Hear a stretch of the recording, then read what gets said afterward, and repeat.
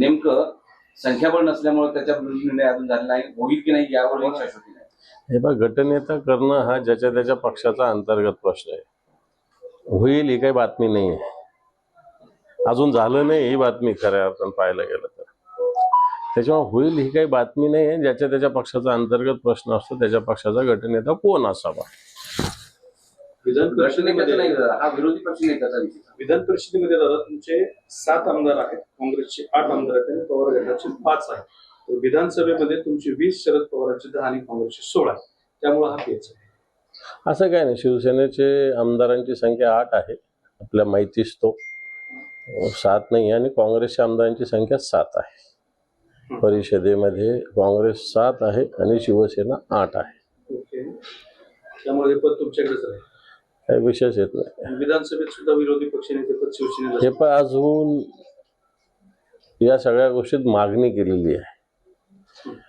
आता मागणी केल्यानंतर सरकार आणि विधानसभा अध्यक्ष काय निर्णय घेतात त्याच्यावर अवलंबून आहे. झालं. विरोधी पक्षनेते पदासाठी अद्याप अर्जच आलेला नाही, विरोधकांकडून अर्ज आल्यानंतर विचार केला जाईल असं राहुल नार्वेकर म्हणतात.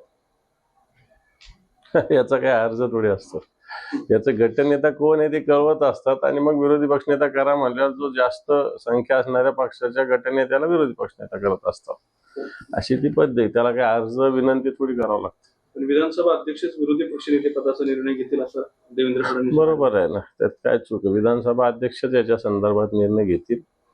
मला वाटतं नागपूरच्या अधिवेशनात आम्ही पुन्हा एकदा विधानसभा अध्यक्षांना भेटू आणि सभेमध्ये विरोधी पक्षनेता असावा अशा प्रकारची भूमिका मांडू. महाराष्ट्रामध्ये ऑपरेशन लोटस नवीन तरतूद रुजू केली जाऊ पाहते असं चर्चा आहे, आणि काँग्रेसचे जे खासदार किंवा तुमच्या महाविकास आघाडीचे जे खासदार आहेत ते रिझाईन करून पुन्हा नव्यानं भाजपकडून निवडणूक लढवणार अशा पद्धतीनं ऑपरेशन लोटसची चर्चा केली. चर्चेला किंवा जर तरला काही अर्थ नसतो. कोणते खासदार एवढे काही वेळे नाही आहे की स्वतःचा राजीनामा द्यायचा आणि पुन्हा रिकामे धंदे करायचे. मला असं वाटत नाही कोणताही खासदार अशा कोणत्याही संकल्पनेला बळी पडेल.